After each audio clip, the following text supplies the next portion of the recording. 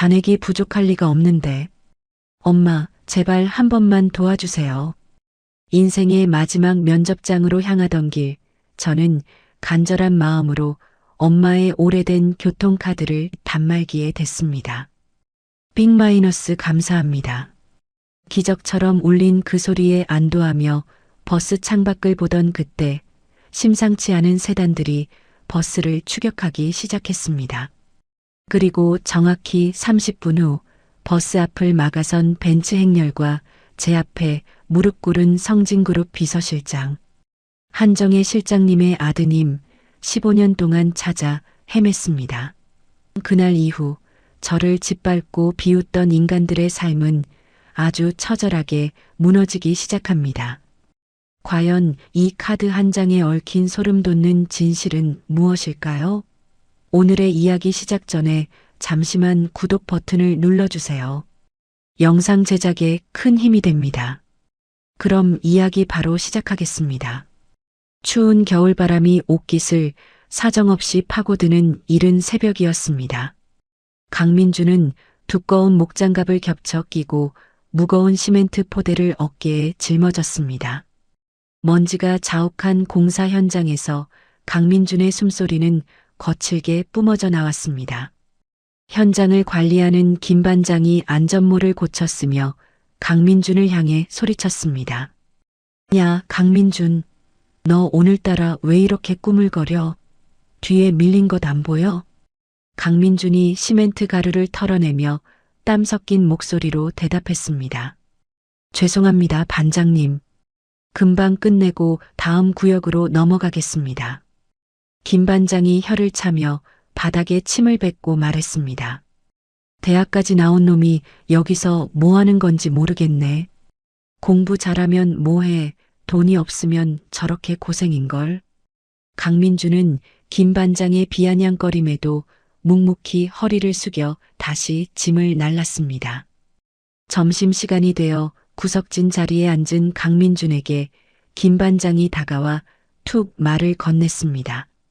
민준아, 너 오늘도 밥 안 먹어? 사람이 먹어야 일을 하지. 강민준이 빈 물병을 매만지며 힘없이 웃어 보였습니다. 아침을 든든하게 먹고 와서 괜찮습니다. 반장님 먼저 드세요. 사실 강민준은 어제 오늘 물로 배를 채우며 버티는 중이었습니다. 돌아가신 부모님이 남긴 빚은 이자가 무섭게 불어나 강민준의 목을 죄어왔습니다. 일을 마치고 돌아가는 길에 강민준은 작은아버지 강석호의 사무실을 찾았습니다. 강석호는 번들거리는 정장을 입고 의자에 깊숙이 몸을 파묻은 채 담배를 피우고 있었습니다. 작은아버지, 부탁드려요. 저희 집 돌려주세요. 그 집이 어떤 집인지 누구보다 잘 아시잖아요. 강민준이 책상을 붙잡으며 간절한 눈빛으로 말했습니다. 강석호가 담배 연기를 강민준의 얼굴에 길게 내뿜으며 대답했습니다. 민준아, 내가 몇 번을 말하니. 그 집은 이미 법적으로 내 소유야.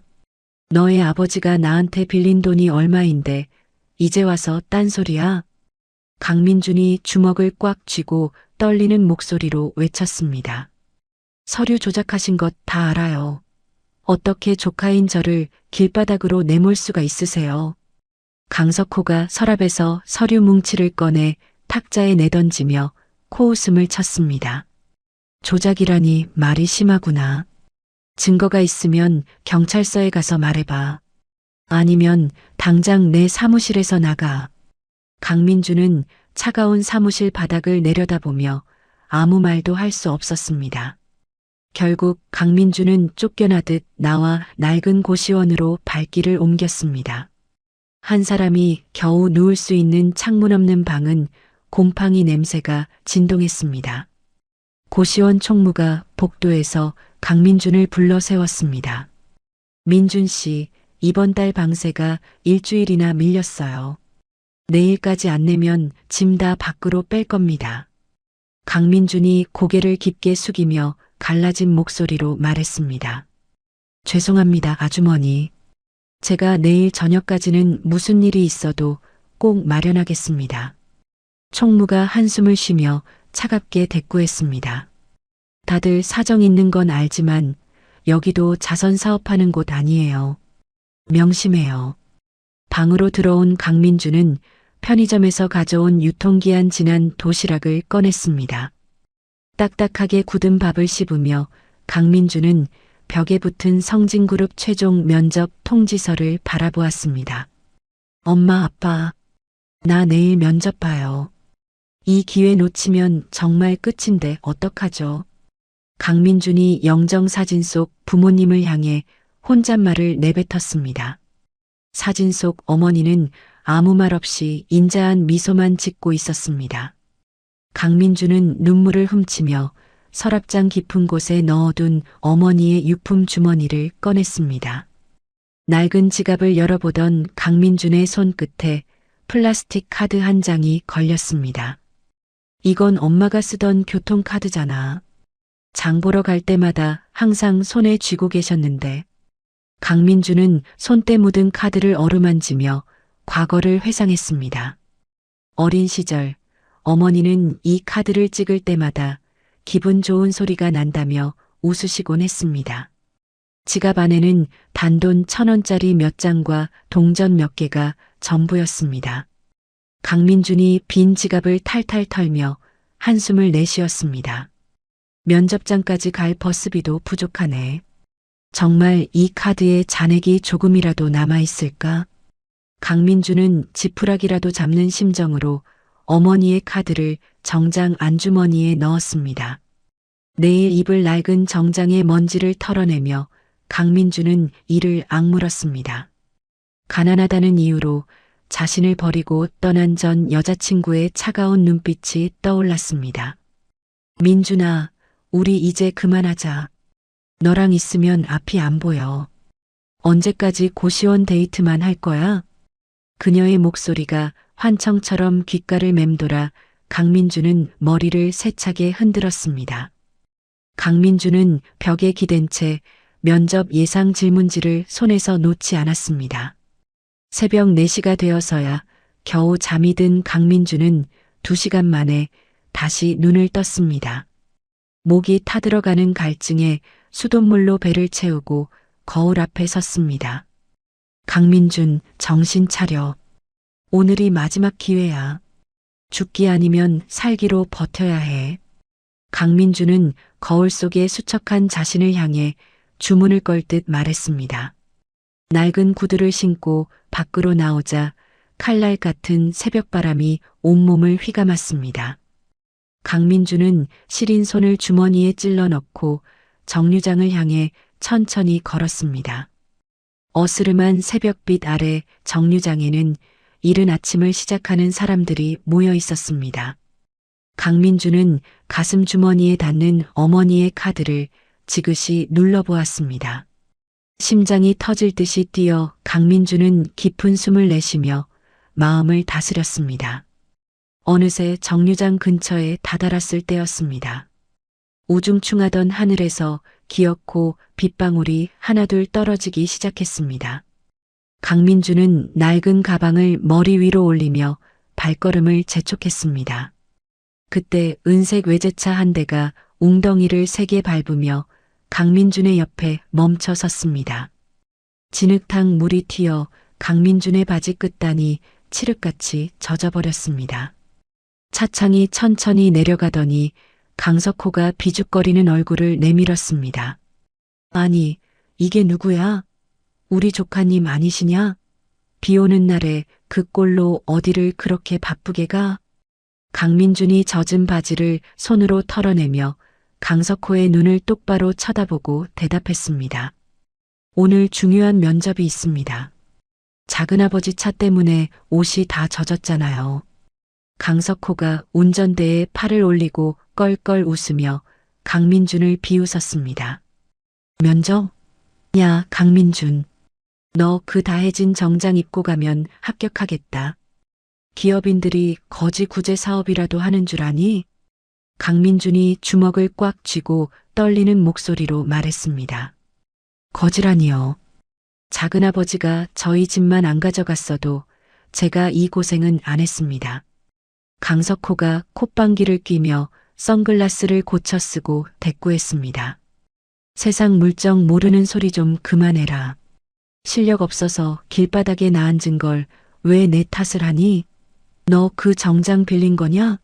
소매가 다 짧아서 꼴이 우습구나. 강민주는 대꾸할 가치도 없다는 듯 다시 정류장을 향해 걷기 시작했습니다. 강석호가 가속 페달을 밟으며 뒤에서 소리쳤습니다. 야, 가서 망신당하지 말고 지금이라도 공사장이나 가봐. 그게 내 수준의 딱이야. 강석호의 차가 빗길을 뚫고 멀어지자 빗줄기는 더욱 굵어졌습니다.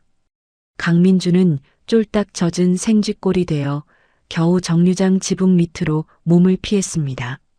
숨을 고르던 강민주는 지갑에서 체크카드를 꺼내 잔액을 확인하려 근처 편의점으로 뛰어갔습니다. 편의점 계산대 앞에 선 강민준이 떨리는 손으로 카드를 내밀며 말했습니다. 저기 사장님, 제가 버스카드 충전을 좀 하려고 하는데 잔액 확인 좀 부탁드릴게요. 편의점 주인이 귀찮은 듯 카드를 긁어보더니 고개를 가로저으며 대답했습니다. 학생, 이거 한도 초과라고 뜨는데 정지된 카드 아니야? 강민준이 당황하여 단말기 화면을 들여다보며 되물었습니다. 그럴 리가 없는데요. 며칠 전에 분명히 잔액이 조금 남아 있었거든요. 다시 한 번만 확인해 주시면 안 될까요? 주인이 짜증 섞인 투로 카드를 탁자에 툭 던지며 말했습니다. 안 된다니까 그러네. 뒤에 사람 기다리는 것 안 보여? 잔액 없으면 빨리 비켜줘요. 강민주는 쫓겨나듯 편의점을 나와 휴대폰을 꺼내 은행 앱을 확인하려 했습니다. 하지만 야속하게도 휴대폰 화면은 배터리가 없다는 표시만 깜빡이다가 검게 죽어버렸습니다. 안 돼. 오늘 같은 날에 왜 이러는 거야? 엄마, 제발 도와주세요.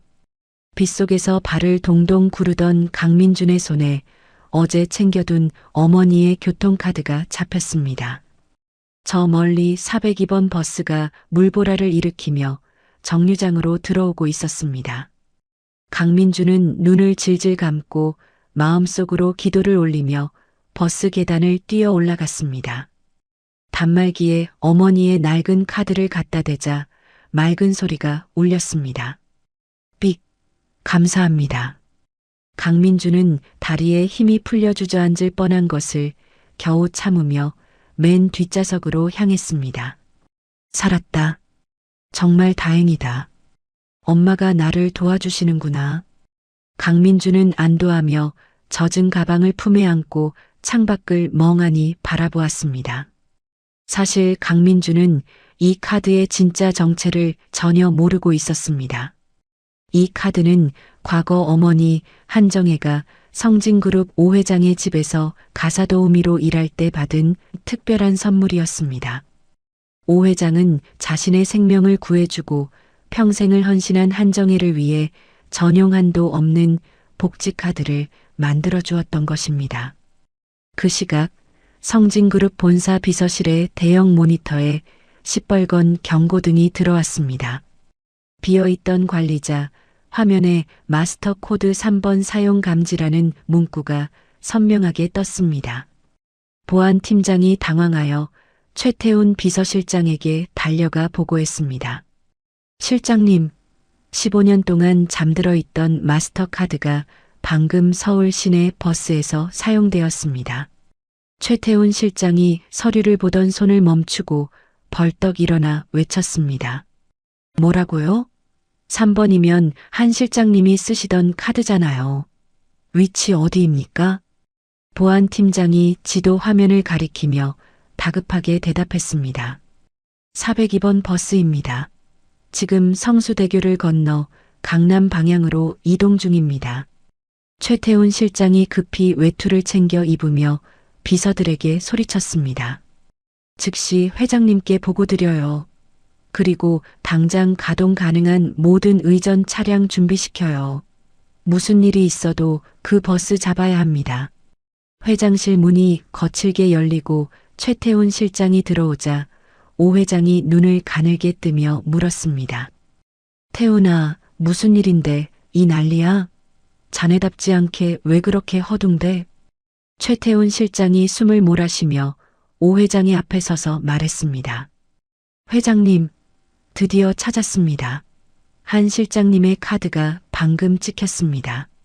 오 회장이 짚고 있던 지팡이를 떨어뜨리며 부들부들 떨리는 목소리로 물었습니다. 뭐라고? 정말 정혜가 돌아온 게냐? 지금 당장 그곳으로 가야겠다. 어서 차 준비해. 최태훈 실장이 오 회장을 부축하며 단호한 어조로 명령했습니다. 회장님은 본사에서 기다려 주십시오. 제가 직접 가서 모셔오겠습니다. 보안팀, 지금 즉시 출동해. 성진그룹 지하 주차장에서 검은색 벤츠 5대가 굉음을 내며 일제히 밖으로 쏟아져 나왔습니다. 빗길을 가르며 달리는 검은 차량 행렬은 마치 거대한 파도처럼 도로를 집어삼킬 듯 달려나갔습니다. 한편 버스 안에서 강민주는 젖은 소매를 손으로 비틀어짜며 면접 대본을 머릿속으로 의조리고 있었습니다. 성진그룹은 정직과 신뢰를 바탕으로, 아니지, 데이터의 혁신을 강조해야 해. 강민주는 앞날에 어떤 폭풍이 몰아칠지 꿈에도 모른 채 젖은 구두를 바닥에 비벼 닦았습니다. 버스가 거센 빗줄기를 뚫고 한강대교 진입로에 들어섰을 때였습니다. 평소와 다름없이 엔진 소리를 내며 달리던 버스 옆으로 날카로운 사이렌 소리가 들려왔습니다. 강민준이 깜짝 놀라 창밖을 내다보자 검은색 대형 세단 5대가 버스를 에워싸기 시작했습니다. 선두에 선 세단 한 대가 갑자기 버스 앞으로 끼어들며 속도를 줄였습니다. 버스 기사가 기겁하며 브레이크를 밟자 타이어 마찰음이 다리 위에 날카롭게 울려 퍼졌습니다. 아니, 이게 무슨 날벼락이야. 어떤 놈들이 길을 막는 거야. 버스 기사가 핸들을 쾅 치며 창밖을 향해 삿대질을 하며 소리쳤습니다. 승객들은 갑작스러운 충격에 몸을 앞으로 숙이며 비명을 질렀습니다. 어머, 무슨 사고라도 났나 봐. 저 차들 좀 봐. 다 비싼 차들 아니야? 한 아주머니가 가슴을 쓸어내리며 창밖의 검은 차량들을 가리켰습니다. 검은 벤츠 5대는 버스를 완전히 포위한 채 도로 한복판에 멈춰 섰습니다. 뒤따라오던 차량들이 경적을 울려댔지만 검은 정장을 입은 사내들이 일제히 차에서 내려 도로를 통제했습니다. 버스 기사가 차 문을 열고 계단으로 내려가며 벤츠를 향해 고함을 쳤습니다. 이봐요. 지금 제정신입니까? 도로 한복판에서 이게 뭐하는 짓이에요? 정장 차림의 사내들은 대꾸도 하지 않은 채 버스 출입문 앞으로 모여들었습니다.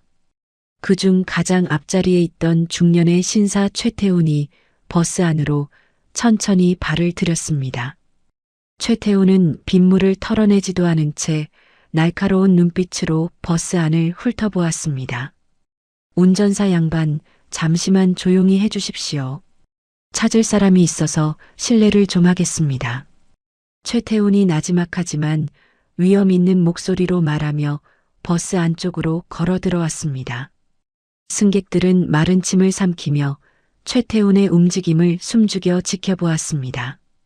최태훈의 시선이 맨 뒷좌석에서 젖은 옷을 입고 떨고 있는 강민준에게 머물렀습니다. 강민준은 자신을 향해 다가오는 중년 신사를 보며 가방을 꼭 껴안았습니다. 저를 찾으시는 건가요? 제가 무슨 잘못이라도 했습니까? 강민준이 파랗게 질린 입술을 떨며 작은 목소리로 물었습니다. 최태훈은 강민준의 앞에 멈춰서서 한참 동안 강민준의 얼굴을 응시했습니다. 그러더니 최태훈은 갑자기 버스의 차가운 바닥에 무릎을 꿇었습니다.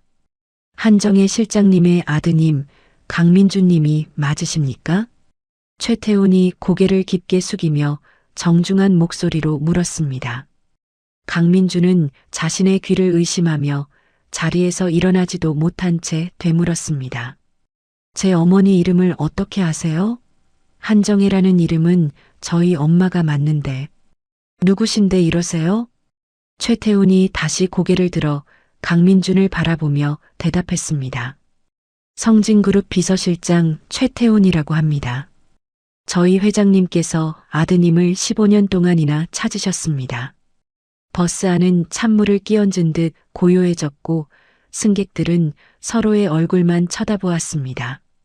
버스 기사가 어리둥절한 표정으로 운전석 손잡이를 붙잡으며 말했습니다. 아니, 성진그룹이면 그 대기업 말하는 거 아닙니까? 저 청년이 거기 회장님이 찾는 사람이라고요? 최태훈이 자리에서 일어나 강민준의 가방을 조심스럽게 건네받으며 말했습니다. 강민준님, 여기는 보는 눈이 많습니다. 회장님께서 성진타워에서 기다리고 계십니다. 어서 가시죠. 강민준은 홀린 듯 최태훈의 안내를 받아 버스 계단을 내려왔습니다. 빗속에서 대기하던 경호원이 커다란 우산을 펼쳐 강민준의 머리 위를 가려주었습니다. 잠시만요. 제 면접은 어떡하나요? 오늘 꼭 가야 하는 회사가 있는데. 강민준이 벤츠 문 앞에 멈춰서서 최태훈을 돌아보며 다급하게 물었습니다. 최태훈이 강민준을 차 뒷좌석으로 정중히 밀어넣으며 대답했습니다. 그런 걱정은 하지 않으셔도 됩니다. 오늘부터 강민준님의 운명은 완전히 바뀔 테니까요. 강민준은 최고급 가죽 시트의 감촉과 은은한 향기가 감도는 차 안으로 들어갔습니다. 검은 벤츠 행렬은 사이렌을 울리며 멈춰서 있던 버스를 뒤로하고 대교를 질주했습니다. 강민준은 창밖으로 멀어지는 402번 버스를 보며 가슴 주머니 속 어머니의 카드를 만졌습니다. 실장님, 저희 어머니가 성진그룹에서 일하셨던 게 정말 맞나요? 그냥 평범한 주부셨는데요. 강민준이 젖은 손을 바지 무릎 위에 올리고 최태훈에게 물었습니다. 최태훈이 조수석에서 몸을 돌려 강민준을 바라보며 인자한 미소로 대답했습니다. 아드님께는 비밀로 하셨나 보군요. 한 실장님은 회장님의 어린 시절 목숨을 구해주신 은인이십니다. 강민준이 깜짝 놀라 눈을 크게 뜨며 다시 물었습니다. 엄마가 회장님 목숨을 구하셨다고요? 그런 말씀은 한 번도 안 하셨는데. 최태훈이 창밖을 잠시 응시하다가 나직한 목소리로 다시 말을 이었습니다. 한 실장님은 단순한 가사도우미가 아니셨습니다. 그룹의 기틀이 잡히기 전 회장님의 곁에서 모든 것을 조언하시던 전설적인 분이셨죠. 강민준은 어머니가 시장에서 단돈 100원을 깎기 위해 고군분투하던 모습이 떠올라 눈시울이 붉어졌습니다. 그렇게 대단한 분이셨는데 왜 그렇게 고생만 하셨을까요? 저는 그런 줄도 모르고 속만 썩였는데. 강민준이 손등으로 눈물을 훔치며 떨리는 목소리로 말했습니다. 최태훈이 차 뒷좌석에 휴지를 건네주며 따뜻한 어조로 위로했습니다. 한 실장님은 아드님이 평범하고 행복하게 자라길 바라셨을 겁니다. 이 카드를 유품으로 남기신 것도 가장 힘든 순간에 힘이 되어주고 싶으셨기 때문이겠죠. 강민준은 어머니의 깊은 사랑을 이제야 깨닫고는 카드를 품에 꼭 안았습니다.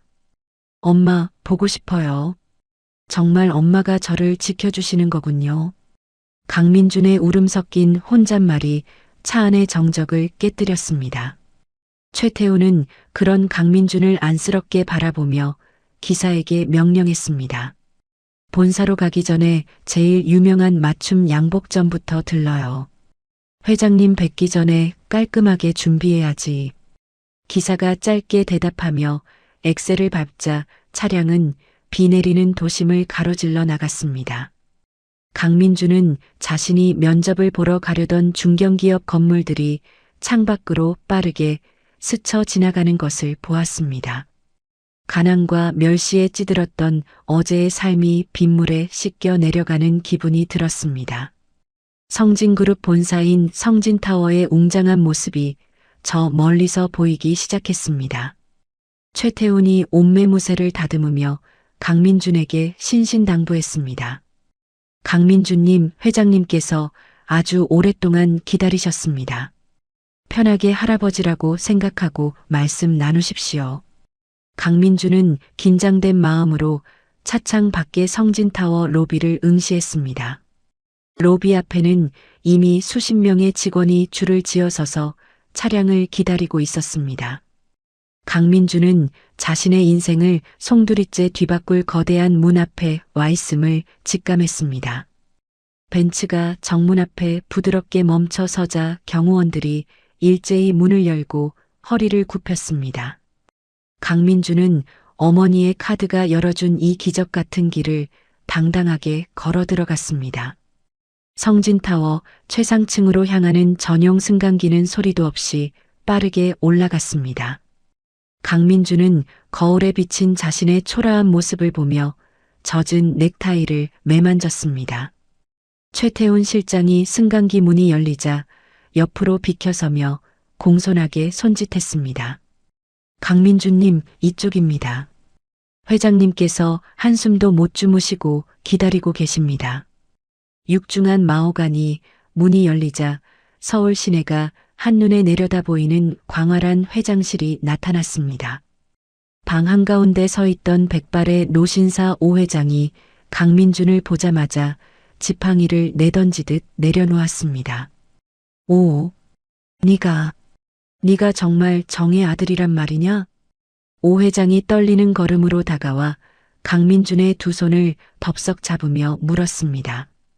강민준은 처음 보는 대기업 회장의 압도적인 분위기에 당황하면서도 그 손의 온기에 마음이 울컥했습니다. 네, 회장님. 한정혜가 저희 어머니 성함이 맞습니다.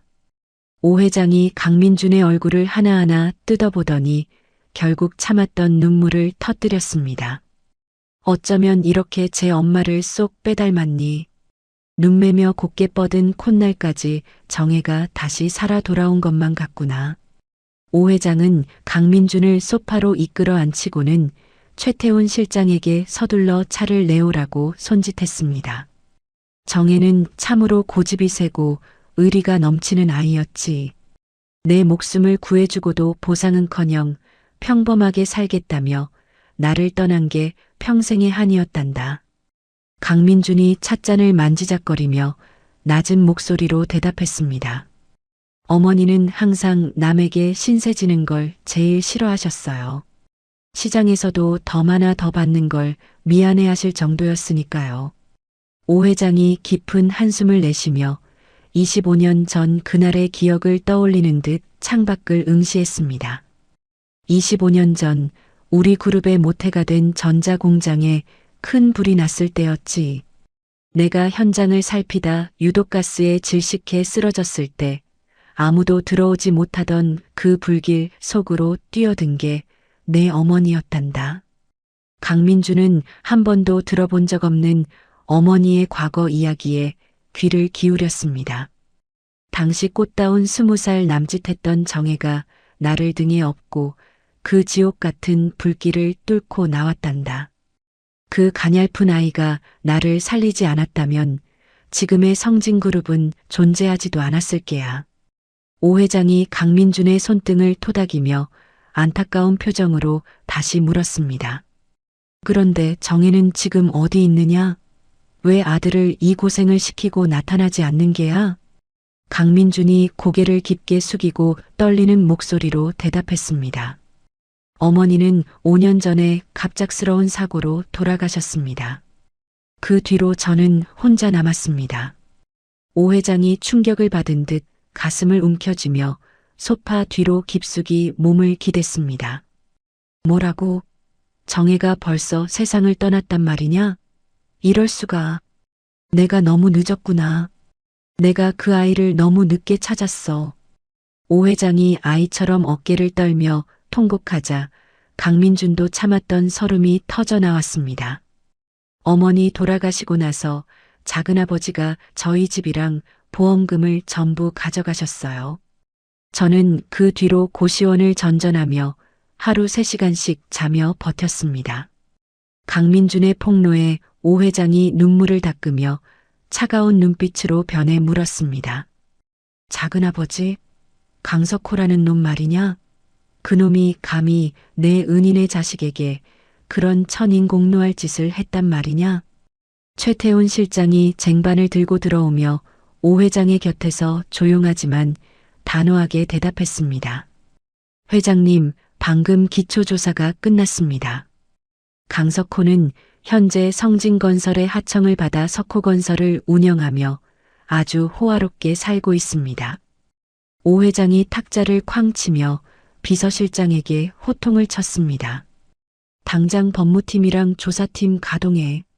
그놈이 어떻게 내 은인의 자식에게 그런 짓을 했는지 먼지 하나까지 전부 파헤쳐.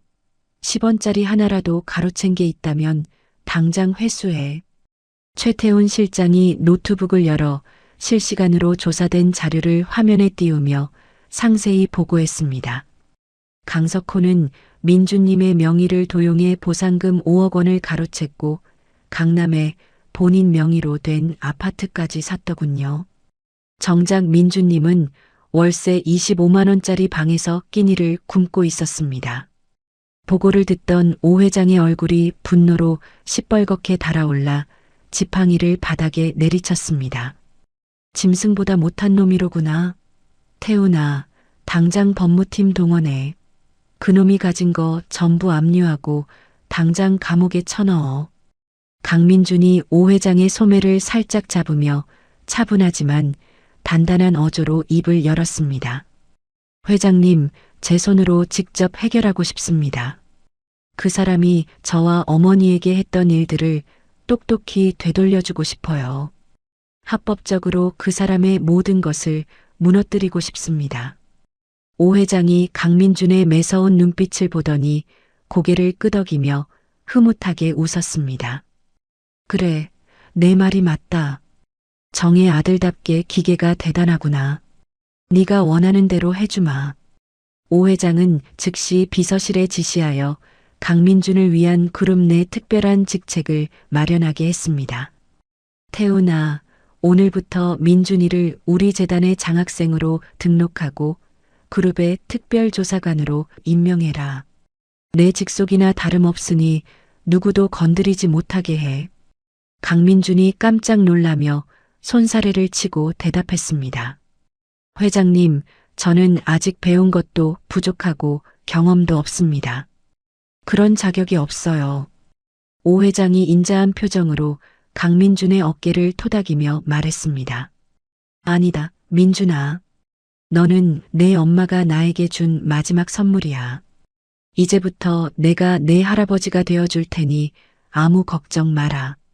오 회장의 선언에 강민준은 평생 느껴보지 못한 거대한 보호막 아래 들어온 기분이 들었습니다. 태훈아, 민준이 데리고 나가서 제일 비싼 정장이랑 구두부터 맞춰줘라. 우리 손주가 어디 가서 기죽으면 안 되지. 최태훈 실장이 미소를 지으며 강민준을 방 밖으로 안내했습니다. 최고급 맞춤 정장 매장에 도착한 강민준은 거울 속에 비친 자신의 모습을 보고 낯설어했습니다. 이탈리아제 고급 원단으로 만든 짙은 남색 정장과 광택이 흐르는 구두는 강민준을 완전히 다른 사람으로 만들어 놓았습니다. 민준님, 이제 모든 준비가 끝났습니다. 강석호의 회사는 이미 저희 조사팀이 뒤를 전부 밟아두었습니다. 최태훈 실장이 강민준에게 성진그룹 마크가 새겨진 황금색 특별조사관 배지를 건네며 말했습니다. 강민준은 차가운 금속 배지를 손에 쥐며 눈빛을 날카롭게 빛냈습니다. 작은아버지는 제가 빗속에서 떨고 있을 줄로만 알겠죠. 내일 아침에 그 사람 얼굴이 어떻게 변할지 정말 기대되네요. 강민준은 어머니의 명예를 되찾고 작은아버지의 가증스러운 가면을 벗기기 위한 계획을 차분히 정리했습니다. 그동안 독학으로 갈고 닦았던 수치 분석 능력과 오 회장의 전폭적인 지원이 합쳐지자 무서울 것이 없었습니다. 다음 날 아침 성진타워 로비에는 검은색 세단 세 대가 대기하고 있었습니다. 완벽한 수트 차림의 강민준이 차에 올라타자 최태훈 실장이 옆자리에서 서류 뭉치를 건넸습니다. 강석호의 회사인 석호건설입니다. 오늘 아침 9시에 특별 세무조사가 예정되어 있습니다. 민준님이 직접 가시죠. 강민준이 서류를 훑어보며 차분하지만 서늘한 목소리로 대답했습니다. 네, 실장님. 이제는 제가 받은 고통을 배로 돌려줄 차례입니다. 출발하시죠. 차량은 강석호의 사무실이 있는 강남 도심을 향해 조용히 미끄러져 나갔습니다. 강민주는 차창 밖으로 스쳐 지나가는 건물들을 보며 가슴 주머니 속 어머니의 교통카드를 만졌습니다. 엄마, 지켜봐 주세요. 엄마가 남겨준 이 카드가 저를 여기까지 데려왔어요. 강민준의 눈동자에는 어제의 가난하고 힘없던 청년의 모습은 온데간데 없었습니다. 석호건설 앞에 도착하자 정문을 지키던 직원이 검은 세단 행렬을 보고 당황해 달려 나왔습니다. 강민준은 문이 열리자마자 단단한 걸음걸이로 차에서 내려 건물 로비로 향했습니다. 강석호의 사무실이 있는 꼭대기층에 가까워질수록 강민준의 심장 소리는 더욱 크게 울렸습니다. 승강기 문이 열리고 강민준이 복도로 들어서자 비서가 앞을 가로막으며 말했습니다. 누구신데 예약도 없이 이러십니까? 저희 사장님 지금 손님 맞으실 수 없습니다. 강민준이 비서를 차갑게 쳐다보며 조사관 배지를 꺼내 보이고 대답했습니다. 성진그룹에서 나왔습니다. 강석호 사장 만나러 왔으니 길 비키시죠. 강민준은 비서를 지나쳐 강석호의 집무실 문을 거세게 열어젖혔습니다. 강석호는 집무실 한복판에서 직원의 가슴팍을 거칠게 찌르며 고함을 지르고 있었습니다. 야, 너 지금 제정신이야? 이따위로 일할 거면 당장 짐 싸서 나가란 말이야. 강석호가 삿대질을 하며 직원의 얼굴에 침을 튀길 때 집무실 문이 힘차게 열렸습니다. 강민준이 차가운 대리석 바닥을 구두굽으로 딱딱 소리를 내며 안으로 걸어 들어왔습니다. 강석호가 눈을 가늘게 뜨고 강민준을 훑어보더니 비웃음을 섞어 소리쳤습니다. 아니, 너 강민준 아니냐? 너 여기 웬일이야? 어제 비 맞고 정신이 나간 모양이구나. 강민준이 입가에 서늘한 미소를 띠며 강석호의 책상 앞에 멈춰서서 대답했습니다. 작은아버지, 여전히 목소리가 크시네요.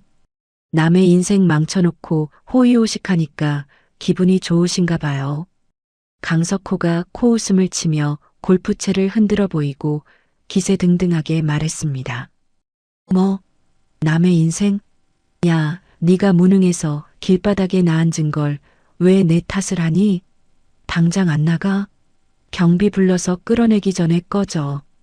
강민준이 안주머니에서 성진그룹의 직인이 찍힌 하얀 봉투를 꺼내 책상 위에 던지며 대답했습니다. 경비 부르실 필요 없습니다. 이거 읽어보시고 대화하시죠. 성진그룹 특별조사관 자격으로 왔습니다. 강석호가 눈을 부라리며 서류를 집어들더니 한 줄씩 읽어나가기 시작했습니다. 서류에는 강석호가 그동안 저지른 횡령과 세금 탈루, 그리고 조카의 유산을 갈취한 증거들이 빽빽하게 적혀 있었습니다. 이게 다 무슨 소리야? 성진그룹이 왜 나를 조사해? 네가 무슨 수로 이런 걸 만들어? 강석호가 종이를 찢어버릴 듯이 구기며 얼굴을 붉히고 소리쳤습니다. 강민준이 차가운 눈빛으로 강석호를 쏘아보며 나직한 목소리로 말했습니다. 찢으셔도 상관없습니다. 이미 법원에 원본이 다 제출되었으니까요. 작은아버지가 저희 엄마 이름으로 가로챈 돈 오늘 다 토해내셔야 할 겁니다. 강석호가 책상을 쾅 치며 강민준의 멱살을 잡으려 달려들며 외쳤습니다. 이 배은망덕한 놈이 어디서 감히. 내가 너를 어떻게 키웠는데 나한테 이래. 그때 문 밖에서 검은 정장을 입은 중년 남성 3명이 가방을 들고 위험 있게 들어왔습니다. 성진그룹 법무팀 소속 변호사들입니다. 강석호 씨, 지금부터 모든 발언은 기록됩니다. 맨 앞에 선 변호사가 명함을 내밀며 단호한 어조로 강석호의 말을 가로막았습니다. 강석호는 국내 최고로 손꼽히는 로펌의 명함을 보고는 잡고 있던 강민준의 옷깃을 힘없이 놓았습니다. 변호사, 성진그룹 변호사가 왜 여기에? 민준아, 이게 대체 어떻게 된 일이니? 강석호가 갑자기 목소리를 낮추며 당황한 기색으로 강민준의 팔을 붙잡았습니다. 강민준이 강석호의 손을 차갑게 뿌리치며 벽에 걸린 가족 사진을 가리키고 말했습니다. 저희 부모님 사진 옆에서 웃고 계신 게 부끄럽지도 않으세요? 당장 제 집에서 짐 빼세요. 오늘부로 저 집은 다시 제 명의로 돌아왔습니다. 강석호가 다리에 힘이 풀린 듯 의자에 주저앉으며 떨리는 목소리로 애원했습니다. 민준아, 내가 잠시 눈이 멀어서 그랬어. 한 번만 받아오. 우리가 가족 아니냐? 내가 다 돌려줄게, 응? 강민준이 강석호의 책상 위에 놓인 명패를 바닥으로 쓸어버리며 대답했습니다. 가족이요? 제가 빗속에서 정류장에 서 있을 때 작은아버지는 차창 내리고 비웃으셨죠. 그게 작은아버지가 말하는 가족인가요? 변호사들이 서류 가방에서 압류 통지서를 꺼내 책상 여기저기에 붙이기 시작했습니다. 강석호는 사색이 되어 바닥에 무릎을 꿇고 강민준의 구두를 붙잡으며 울부짖었습니다. 민준아, 사장님, 제가 잘못했습니다. 제발 이것만은 막아주세요. 길바닥에 나앉게 생겼습니다. 강민준은 울고 있는 강석호를 차갑게 내려다본 뒤 뒤돌아서서 집무실을 나갔습니다. 작은아버지, 걱정 마세요. 작은아버지가 저를 보냈던 그 고시원, 제가 미리 예약해뒀습니다. 강민준의 마지막 말에 강석호는 넋이 나간 표정으로 집무실 바닥에 주저앉아 멍하니 천장만 바라보았습니다. 강민준은 부모님과 함께 살던 옛집으로 향해 먼지 쌓인 가구들을 하나하나 어루만졌습니다. 장롱 깊숙한 곳에서 어머니의 채취가 남은 스카프를 발견한 강민준은 가슴이 먹먹해졌습니다. 엄마, 이제 우리 집 찾았어요. 이제 여기서 편히 쉬세요. 강민준은 되찾은 재산 중 일부를 정리하여 자신이 살던 고시원으로 향했습니다. 고시원 총무 아주머니는 정장을 입고 나타난 강민준을 보고 눈을 휘둥그레 떴습니다. 어머나, 민준 씨 맞아요? 아니, 하루 사이에 사람이 어떻게 이렇게 변했어? 강민준이 아주머니의 거친 손을 잡으며 두툼한 봉투를 건네고 말했습니다. 아주머니, 그동안 저 믿어주셔서 정말 감사합니다. 이건 고시원분들 식사 대접하시라고 준비했습니다. 봉투 안에 큰 금액을 확인한 아주머니가 눈시울을 붉히며 강민준의 어깨를 토닥였습니다. 아이고, 민준 씨가 성공할 줄 알았어. 이렇게 잊지 않고 찾아와 주니 너무 고맙네. 강민준은 어려운 이웃들에게 쌀과 생필품을 전달하며 자신의 과거를 잊지 않겠다고 다짐했습니다. 성진그룹으로 복귀한 강민준은 오 회장에게 그동안의 처리 결과를 보고했습니다. 오 회장이 흐뭇한 미소를 지으며 강민준의 어깨를 다독이고 대답했습니다. 수고했다, 민준아. 네가 일을 처리하는 걸 보니 정말 정혜를 꼭 닮았구나. 냉철하면서도 속이 깊어. 오 회장은 강민준의 능력을 신뢰하며 그룹의 수건 사업인 친환경 에너지 프로젝트를 맡겼습니다. 강민준은 밤새도록 복잡한 수치들을 분석하며 효율적인 사업 운영 방안을 제시했습니다. 그룹 내부에서는 낙하산이라며 수군대던 임원들이 강민준의 완벽한 보고서 앞에 입을 다물지 못했습니다. 강 조사관님, 이 데이터는 전문가들도 뽑아내기 힘든 수치인데 어떻게 계산하신 겁니까? 기획실장이 안경을 고쳤으며 놀라움이 가득한 목소리로 물었습니다. 강민준이 칠판에 복잡한 수식을 써내려가며 침착한 목소리로 설명했습니다. 과거 10년치 데이터를 대입해보면 오차 범위가 나옵니다. 이 수치대로라면 비용을 30%나 절감할 수 있습니다. 임원들은 강민준의 천재적인 두뇌에 감탄하며 그를 진정한 실력자로 인정하기 시작했습니다. 강민준은 매일 퇴근길에 어머니의 낡은 교통카드를 꺼내보며 조용히 속삭였습니다. 엄마, 오늘도 최선을 다했어요. 엄마가 주신 기회 절대로 헛되게 쓰지 않을게요.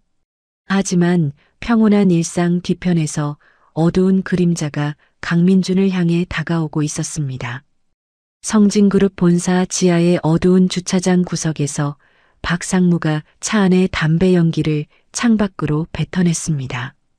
옆자리에 앉은 강석호가 비굴한 웃음을 지으며 서류 가방에서 두툼한 서류 뭉치를 꺼내 놓았습니다.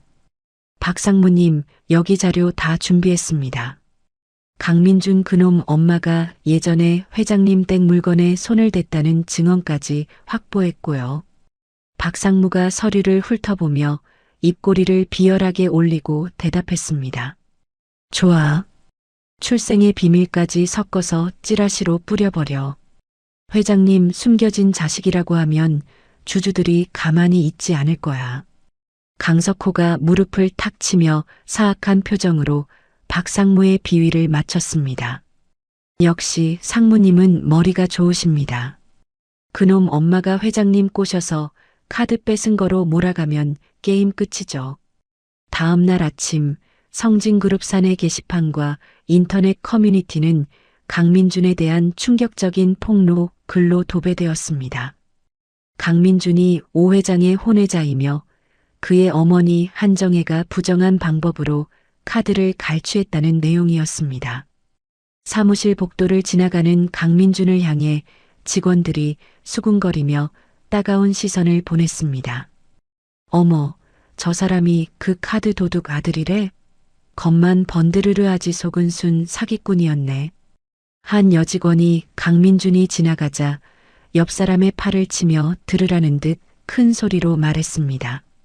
강민준은 입술을 꽉 깨물고 앞만 보며 걸었지만 등 뒤로 꽂히는 비난의 화살에 가슴이 난도질 당하는 기분이었습니다. 설상가상으로 회장실에서 급박한 소식이 들려와 강민준은 서둘러 위층으로 뛰어갔습니다. 오 회장이 가슴을 움켜쥔 채 집무실 바닥에 쓰러져 있었고 의료진들이 다급하게 심폐소생술을 하고 있었습니다. 회장님, 정신 차리세요. 할아버지. 강민준이 울부짖으며 다가가려 하자 박상무가 앞을 가로막으며 강민준의 어깨를 거칠게 밀쳤습니다. 어디서 사기꾼 놈이 회장님 곁에 다가와. 너 때문에 회장님이 쓰러지신 거 안 보여? 강민준이 박상무의 손을 뿌리치며 눈물 섞인 목소리로 외쳤습니다. 비키세요. 회장님 상태 제가 직접 확인해야겠습니다. 박상무가 경호원들에게 손짓하자 건장한 사내들이 강민준의 팔을 꺾어 바닥에 무릎을 꿇렸습니다. 강 조사관, 아니 강민준 씨. 당신은 이 시간부로 모든 직위에서 해임이야. 당장 이 건물에서 나가. 오 회장이 구급차에 실려가자마자 박상무와 반대파 임원들은 비상대책위원회를 소집했습니다. 강민준은 회장실 출입마저 금지당한 채 로비로 쫓겨나 차가운 바닥에 망연자실하게 서 있었습니다. 그때 강석호가 경찰 2명과 함께 기세등등하게 나타나 강민준의 앞을 가로막았습니다. 강민준, 너를 절도 및 사기 혐의로 고소했다. 내 엄마가 훔친 카드 당장 내놔. 강민준이 헛웃음을 지으며 강석호를 쳐다보고 당당하게 말했습니다. 작은아버지, 적당히 하세요. 이 카드가 돈 한 푼이라니요. 어머니가 직접 받으신 유품입니다. 강석호가 뒤에 서 있던 남자를 가리키며 뻔뻔하게 대답했습니다. 여기 증인이 있어. 예전에 너희 집에서 일했던 사람인데 한정혜가 회장님 댁에서 카드 훔치는 거 똑똑히 봤단다. 강석호가 내세운 가짜 증인은 돈에 매수된 듯 비열한 표정으로 고개를 끄덕였습니다. 경찰이 강민준의 팔에 수갑을 채우려 하자 최태훈 실장이 나타나 서류를 내밀며 제지했습니다. 아직 조사 중인 사안입니다. 함부로 연행하지 마세요. 민주님, 일단 제 차로 가시죠. 강민주는 최 실장의 도움으로 위기를 모면했지만 대중의 비난은 걷잡을 수 없이 커졌습니다. 은혜를 모르는 사기꾼이라는 낙인이 찍힌 강민주는 모든 연락이 끊긴 채 고립되었습니다. 강석호는 강민준이 머무는 임시 거처까지 찾아와 문을 발로 차며 조롱했습니다. 야, 강민준, 나오너라. 개천에서 용나는 법은 없다고 내가 말했지? 너 같은 놈은 그냥 시궁창이 딱이야. 강석호가 거실 소파에 다리를 꼬고 앉아 비죽거리며 협박을 이어갔습니다. 좋은 말할 때 모든 권리 포기하고 시골로 내려가라. 안 그러면 너희 엄마 무덤까지 파헤쳐버릴 테니까. 강민준이 주먹을 부르르 떨며 강석호를 매서운 눈빛으로 노려보고 말했습니다. 어머니 이름 더럽히지 마세요. 작은아버지가 한 짓 반드시 대가 치르게 할 겁니다.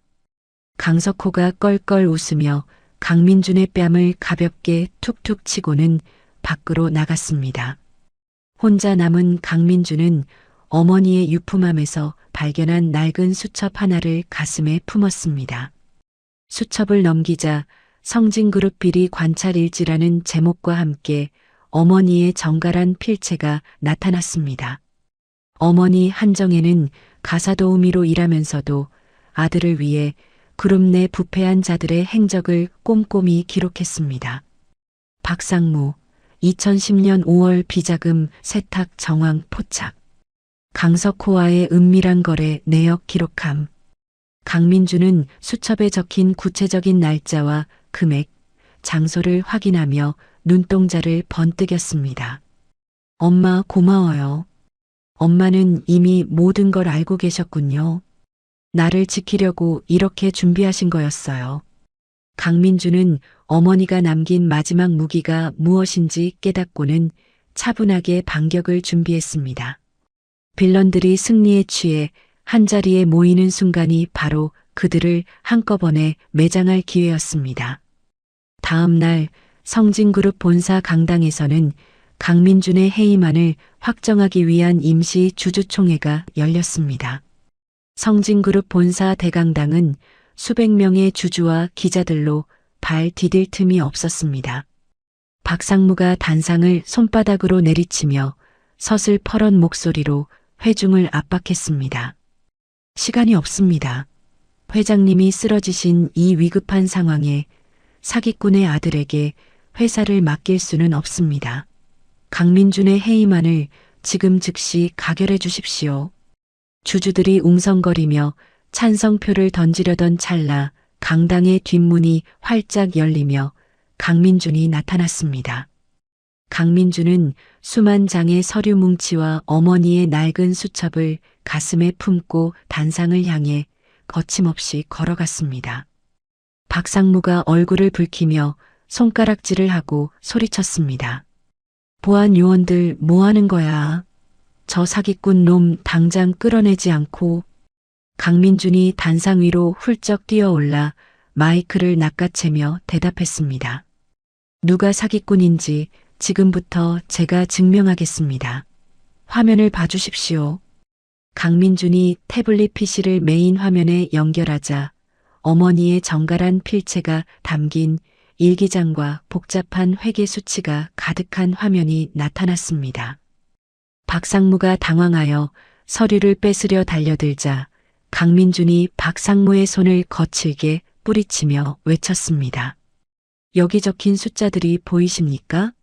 박상무님과 제 작은아버지 강석호가 지난 10년간 빼돌린 비자금의 상세 내역입니다. 강민주는 화면 속의 숫자를 하나하나 짚어가며 논리정연하게 설명을 이어갔습니다. 석호건설로 흘러들어간 500억 원의 공사 대금 중 실제 자재비는 절반도 되지 않습니다. 나머지 돈은 어디로 갔을까요? 바로 박상무님의 차명 계좌로 입금되었습니다. 장내는 순식간에 찬물을 끼얹은 듯 고요해졌고 주주들은 경악한 표정으로 화면을 응시했습니다. 강석호가 앞줄에서 자리를 박차고 일어나 삿대질을 하며 비명을 질렀습니다. 저건 조작이야. 내 엄마가 쓴 소설을 누가 믿어. 너희 엄마는 도둑년이라고 증인도 있단 말이야. 강민준이 비릿한 미소를 지으며 주머니에서 녹음기를 꺼내 버튼을 눌렀습니다. 내가 시키는 대로 말해. 한정혜가 카드 훔치는 거 봤다고 하면 내 아들 수술비는 내가 책임질 테니까. 스피커를 통해 박상무의 비열한 목소리가 강당 전체에 울려 퍼졌습니다. 허위 증언을 했던 남자가 바닥에 주저앉아 머리를 감싸며 울먹이는 목소리로 말했습니다. 죄송합니다. 제가 잘못했습니다. 박상무님이 돈을 주면서 시키는 대로만 하면 된다고 했습니다. 박상무는 사색이 되어 뒷걸음질을 쳤고 주주들은 분노를 터뜨리며 야유를 보냈습니다. 그때 강당 정문으로 휠체어를 탄 오 회장이 수행원들의 부축을 받으며 천천히 들어왔습니다. 회장님, 몸도 불편하신데 여기까지 어찌 오셨습니까? 최태훈 실장이 달려가 오 회장을 부축하자 오 회장이 지팡이를 짚고 자리에서 일어났습니다. 오 회장이 단상 위에 강민준을 인자하게 바라보더니 주주들을 향해 위험 있는 목소리로 선언했습니다. 여러분, 여기 있는 강민준 군은 제가 공인한 성진그룹의 유일한 적통이나 다름없습니다. 그리고 그의 어머니 한정혜는 도둑이 아닙니다. 장내는 회장님의 등장에 숨소리조차 들리지 않을 정도로 정적에 휩싸였습니다. 오 회장이 박상무를 매서운 눈빛으로 쏘아보며 다시 말을 이었습니다. 한정혜 실장은 내가 가장 신뢰했던 윤리 경영의 파수꾼이자 내 눈과 귀가 되어 그룹의 썩은 부분을 찾아내던 비밀 감사관이었습니다. 그녀가 남긴 기록은 단 하나의 오차도 없는 진실입니다. 오 회장의 폭로에 박상무는 넋이 나간 듯 바닥에 무릎을 꿇고 말았습니다. 강당 뒤편에서 대기하던 경찰들이 들이닥쳐 강석호와 박상무의 팔을 뒤로 꺾어 수갑을 채웠습니다. 강석호가 강민준의 구두를 붙잡고 비참하게 울부짖으며 애원했습니다. 민준아, 내가 잘못했다. 한 번만 살려줘라. 우리가 가족 아니냐? 응? 강민준이 강석호의 손을 차갑게 뿌리치며 무거운 목소리로 대답했습니다. 작은아버지, 법정에 가서 저희 어머니께 직접 사과하세요. 저는 작은아버지 같은 가족을 둔 적이 없습니다.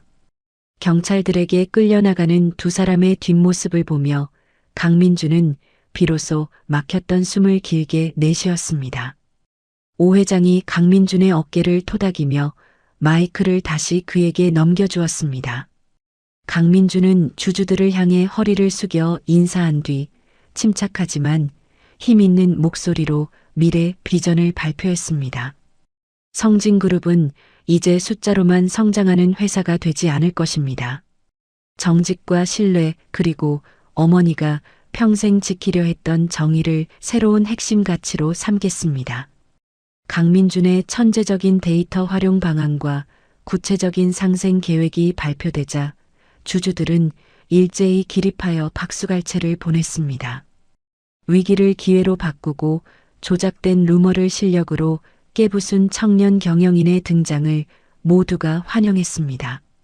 주주총회가 끝난 뒤 그룹 내 비리 임원들은 최 실장에 의해 모두 숙청되었고 인사는 강민준을 중심으로 새롭게 개편되었습니다.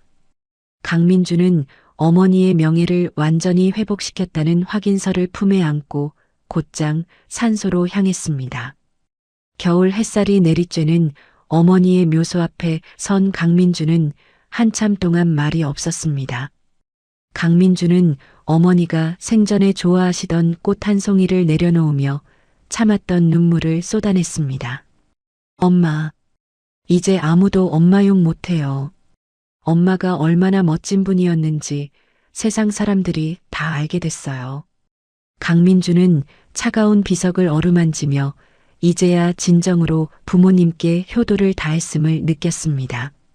묘소 주변을 감싸는 겨울바람이 마치 어머니의 손길처럼 강민준의 젖은 뺨을 부드럽게 닦아주었습니다.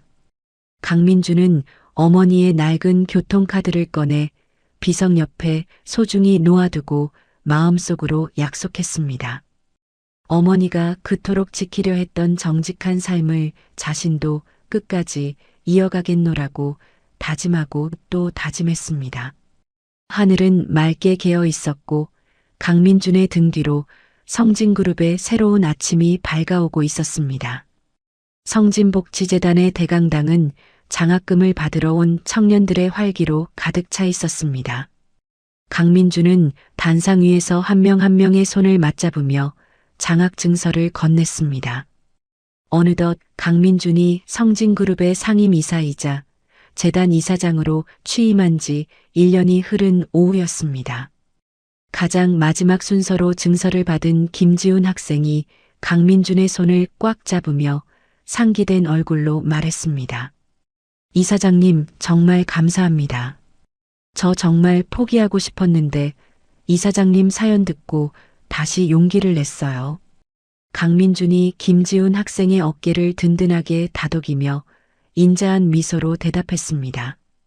지훈 군, 고마워할 필요 없어요. 이건 내가 주는 게 아니라 우리 어머니가 지훈 군의 꿈을 믿고 응원하는 거니까요. 김지훈 학생이 눈시울을 붉히며 다시 한번 강민준에게 물었습니다. 저도 이사장님처럼 나중에 누군가에게 빛이 되는 사람이 될 수 있을까요? 강민준이 확신에 찬 목소리로 김지훈 학생의 눈을 똑바로 쳐다보며 말했습니다. 그럼요. 지금 겪는 그 고단함이 나중에는 가장 큰 무기가 될 겁니다. 절대로 자신을 의심하지 마세요. 장학 수여식이 끝나고 강민준은 최태훈 실장과 함께 복도를 걸으며 한숨을 돌렸습니다. 최태훈 실장이 서류 뭉치를 챙기며 강민준에게 낮은 목소리로 보고했습니다. 이사님, 오늘 오전에 강석호 씨 면회를 다녀왔습니다. 전 재산 몰수당하고 교도소에서 건강이 많이 나빠졌다고 하더군요. 강민준이 창밖의 풍경을 잠시 바라보다가 차분한 목소리로 대답했습니다. 그 사람 소식은 담담하게 들리네요. 법이 허용하는 최소한의 치료는 받을 수 있게 조치해 주세요. 최태훈 실장이 의아한 듯 안경을 고쳤으며 강민준에게 다시 물었습니다. 그렇게 모질게 대했던 사람인데 정말 괜찮으시겠습니까? 더 엄하게 처벌받길 원하실 줄 알았습니다. 강민준이 최태훈 실장을 보며 엷은 미소를 띠고 대답했습니다. 미움도 결국 제 마음을 갉아먹는 일이더라고요. 이제는 그 사람보다 제가 지켜야 할 사람들이 더 중요합니다. 재단을 나온 강민준은 자신이 어린 시절 어머니와 살았던 옛 동네로 향했습니다. 낡고 허름했던 빌라는 이제 깨끗하게 수리되어 한정의 나눔의 집이라는 간판이 걸려 있었습니다. 무료 급식소 안에서는 동네 어르신들이 따뜻한 국밥을 드시며 담소를 나누고 있었습니다. 박순자 할머니가 강민준을 발견하고는 숟가락을 놓으며 반갑게 달려 나왔습니다. 아이고, 우리 강 이사장 왔네. 바쁠 텐데 여긴 뭐하러 매주 자꾸 와? 강민준이 박순자 할머니의 거친 손을 두 손으로 감싸주며 다정하게 말했습니다. 할머니, 식사는 맛있게 하셨어요? 불편한 곳은 없으신지 궁금해서 들렀죠. 박순자 할머니가 강민준의 얼굴을 쓰다듬으며 고마움이 가득한 목소리로 대답했습니다. 말도 마. 민준이 너 아니었으면 우리 같은 늙은이들이 어디서 이런 대접을 받겠어. 내 엄마가 하늘에서 참 좋아하겠다. 강민준이 할머니의 말씀에 가슴이 뭉클해져서 급식소 내부를 천천히 둘러보며 말했습니다. 어머니가 계셨다면 아마 제일 먼저 앞치마 두르고 주방으로 들어가셨을 거예요. 제가 대신하는 거죠. 강민준은 어르신들의 식사를 직접 챙겨드린 뒤 본사 사무실로 돌아왔습니다. 화려한 회장실 책상 한가운데에는 낡고 모서리가 다른 교통카드 한 장이 액자에 담겨 있었습니다. 강민준은 자리에 앉아 액자를 어루만지며 잠시 깊은 생각에 잠겼습니다. 오 회장이 문을 열고 들어와 강민준의 책상 위에 놓인 액자를 보며 허허 웃었습니다. 민준아, 그 카드는 볼 때마다 마음이 경건해지는구나. 정혜가 참 큰일을 했어. 강민준이 벌떡 일어나 오 회장을 소파로 안내하며 예의 바르게 대답했습니다. 회장님 오셨습니까? 이 카드를 보고 있으면 제가 가장 힘들었던 그날의 빗소리가 들리는 것 같아요. 오 회장이 강민준의 손을 꼭 잡으며 진심 어린 목소리로 당부했습니다. 성진그룹이 이만큼 안정을 찾은 건 다 내 덕분이다. 초심 잃지 말고 지금처럼만 해다오. 알겠지? 강민준이 오 회장의 눈을 보며 단단한 결의를 담아 대답했습니다. 네, 할아버지. 어머니가 남겨주신 이 유산이 헛되지 않도록 제가 끝까지 책임지고 키워나가겠습니다. 주말 오후가 되자 강민준은 정장을 벗고 평범한 점퍼 차림으로 밖을 나섰습니다. 수행원들이 따라오려 했지만 강민준은 손을 흔들어 사양하며 혼자 정류장으로 향했습니다. 잠시 후 예전에 그 402번 버스가 도착했고 강민준은 익숙하게 계단을 밟고 올라갔습니다. 단말기에 지갑을 대자 감사합니다라는 안내음이 버스 안에 울려 퍼졌습니다. 강민준은 창가 자리에 앉아 차창 밖으로 스쳐 지나가는 평범한 사람들의 일상을 지켜보았습니다. 아이를 등에 업은 어머니, 졸음을 참으며 책을 보는 학생, 고된 일을 마치고 귀가하는 가장의 얼굴이 보였습니다. 강민준은 그들의 얼굴을 하나하나 가슴에 담으며 나직한 목소리로 중얼거렸습니다. 돈보다 귀한 건 결국 사람의 마음이었어. 저분들의 삶을 지키는 게 내 진짜 사명인 거지. 종점 근처 정류장에 내린 강민준은 근처 작은 공원을 산책했습니다. 공원 벤치에는 젊은 부부가 아이들과 비눗방울 놀이를 하며 환하게 웃고 있었습니다. 아이의 웃음소리가 공원 가득 울려 퍼지자 강민준의 입가에도 잔잔한 미소가 번졌습니다. 나도 언젠가는 저런 예쁜 가정을 꾸릴 수 있겠지? 엄마가 보시면 참 좋아하실 텐데. 강민준은 가슴 안주머니에서 어머니의 낡은 사진 한 장을 꺼내 조용히 들여다보았습니다. 사진 속 어머니는 여전히 인자한 미소로 강민준을 바라보고 있는 것만 같았습니다. 강민준은 노을이 붉게 물드는 하늘을 올려다보며 사진을 향해 다정하게 속삭였습니다. 엄마, 저 지금 잘 살고 있는 거 맞죠? 엄마 부끄럽지 않게 정말 열심히 살고 있어요. 어느덧 해가 뉘엿뉘엿 지고 세상이 황금빛으로 물들기 시작했습니다. 강민준은 사진을 소중히 주머니에 넣고 다시 길을 걷기 시작했습니다. 비 오는 날, 낡은 교통카드 한 장이 불러온 기적 같은 이야기. 여러분은 어떻게 들으셨나요? 가장 비참한 순간에 도착한 어머니의 마지막 선물이 아들의 무너진 삶을 일으켜 세우고 정의를 바로잡는 과정은 우리에게 참으로 깊은 울림을 줍니다. 인생을 살다 보면 민준이처럼 앞이 보이지 않는 캄캄한 터널을 지날 때가 분명 있습니다. 하지만 어머니가 남긴 기록처럼 정직하게 살아온 삶은 언젠가 반드시 그 빛을 발하게 된다는 사실을 우리는 다시 한번 깨닫게 됩니다. 부모님이 자식에게 남겨줄 수 있는 가장 큰 유산은 통장의 잔액이 아니라 어떤 시련 속에서도 꺾이지 않는 마음과 올곧은 삶의 자세가 아닐까 싶습니다. 지금 이 영상을 보고 계신 여러분의 헌신적인 삶 또한 자녀들에게는 그 무엇보다 귀한 인생의 이정표가 되고 있을 것입니다.